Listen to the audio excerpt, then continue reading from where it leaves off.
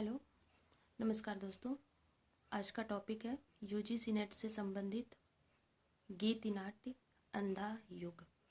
यह UGC net के unit 6 में लगा हुआ सिलेबस है। अंधा युग धर्मवीर भारती का एक गीति नाट्य काव्य है जो 1954 ईस्वी में प्रकाशित हुआ था। इसमें कुल 5 अंक हैं। अक्सर इन अंक से क्वेश्चन पूछे जाते हैं और या तो इन अंकों को ऊपर नीचे करके दे दिया जाता है और आंसर में क्रमबद्ध करने के लिए दिया जाता है। तो सबसे पहले इस अंक को याद करना कंपलसरी है। तो देखिए 5 अंक है। पहला अंक है कौरव नगरी, दूसरा अंक है पशु का उदय, तीसरा अंक है अश्वत्थामा का अर्ध सत्य। देखिए पहला है कौरव नगरी, दूसरा है पशु का उदय और तीसरा है अश्वत्थामा का अर्ध सत्य। और देखिए तीसरे और चौथे के बीच में अंतराल है जिसमें पंख, पहिया और पट्टी लगा हुआ है। अक्सर क्वेश्चन यहाँ से बनता है कि जो अंतराल है वह किस किस अंकों के बीच में है, तो वह तीसरे और चौथे अंकों के बीच में है। और अंतराल में क्या लगा हुआ है, तो पंख, पहिया और पट्टी लगा हुआ है। चौथा है गंधारी का साप।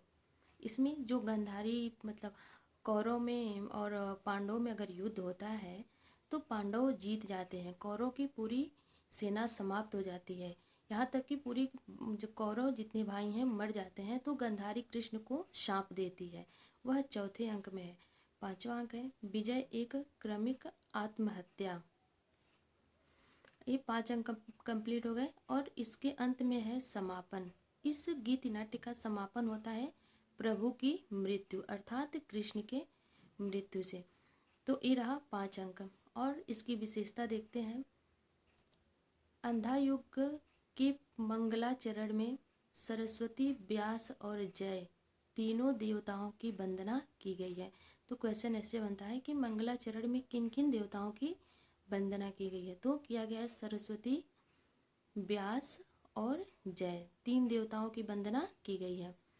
देखिए प्रथम अंक जो कौरव नगरी था उसका संवाद शुरू होता है। 2 वृद्ध आपस में पहरा देते हैं और कहते हैं, एक वृद्ध दूसरे वृद्ध से कहता है या एक पहरेदार दूसरे पहरेदार से कहता है कि मैं पहरा दे दे करके थक गया हूँ, न जाने कल क्या होगा।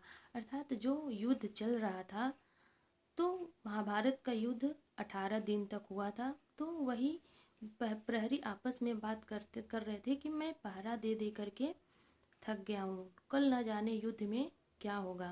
तभी विदुर का आगमन होता है। दूसरा अंक है अश्वत्थामा, संजय, कृतवर्मा और कृपाचार्य तीनों आपस में बात करते हैं। तृतीय अंक में युयुत्सु और बलराम का संवाद शुरू होता है। और जो तृतीय और चतुर्थ के अंक के बीच में अंतराल है उसमें वृद्ध याचक एक आता है जो प्रेतात्मा के रूप में उपस्थित होता है। चौथा अंक है उसमें एक संवाद लिखा गया है, हर आदमी के अंदर एक अंधी गुफा है जिसमें आदमी पशु की तरह छुपकर बैठा हुआ है। पांचवा अंक है विजय की व्यर्थता उसका गहरा होता हुआ आभास उगाता है।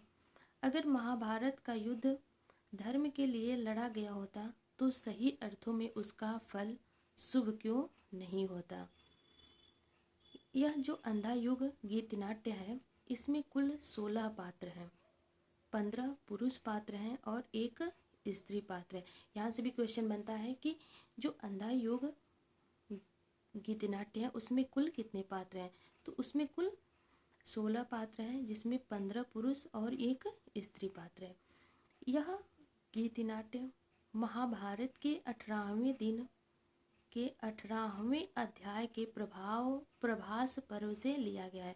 क्वेश्चन यहाँ से भी बनता है कि जो गीत नाट्य काव्य है वह किस पर्व से लिया गया है, तो प्रभास पर्व से लिया गया है। अश्वत्थामा, इसका पहला पात्र है अश्वत्थामा जो गुरु द्रोणाचार्य का पुत्र है। धृतराष्ट्र, विदुर, विदुर जो राजनीतिज्ञ हैं और कृष्ण भक्त भी हैं। संजय जो संजय हैं जो महाभारत के युद्ध को अपने दिव्य दृष्टि से देखते हैं। उनको यह दिव्य दृष्टि गुरु व्यास द्वारा प्राप्त हुआ था। युयुत्सु हैं और दो वृद्ध प्रहरी हैं। गूंगा भिखारी है। वृद्ध याचक है जो वृद्ध याचक भविष्य वाणी करता है। बलराम है और व्यास जी हैं। इसकी विशेषता है कि इसकी प्रेरणा धर्मवीर भारती को बचपन में रामलीला देखने से मिलती है। अर्थात जो धर्मवीर भारती जब छोटे थे तो उन्होंने अपने बचपन में एक रामलीला देखा था, तभी से उनके मन में जिज्ञासा हुआ था कि मैं कभी ना कभी इसका अपने भी मतलब अपने जीवन में कभी ना कभी मैं भी क्या करूँगा, महाभारत की रचना करूँगा। और आखिर उन्होंने किया। देखिए इसमें एक और कोटेशन है कि अंध, अंधा, अंधी इस शब्द का प्रयोग कितनी बार हुआ है, तो इस शब्द का प्रयोग 56 बार हुआ है। अब इसमें हम कथन देख लेते हैं। अश्वत्थामा कहता है कि बद्ध मेरे लिए नहीं नहीं नहीं रही नीति। और वृद्धयाचक कहता है आज इस पराजय बेला में सिद्ध हुआ झूठी थी सारी अनिवार्यता भविष्य की। धृतराष्ट्र का कथन है गुंगों के सिवा आज कौन बोलेगा मेरी जय। युयुत्सु का कथन है अंतिम परिणय में दोनों जर्जर करते हैं, पक्ष चाहे सत्य हो या असत्य। तो दोस्तों यह था अंधा युग नाटक और इसमें कुल 5 अंक थे। उनका कथन भी और उनके पात्र और इसके जो महत्वपूर्ण बिंदु थे उसको मैं आपके सामने लेकर के आई हूँ। तो नेक्स्ट वीडियो में हम मिलेंगे रश्मि रथी के साथ। तब तक के लिए धन्यवाद।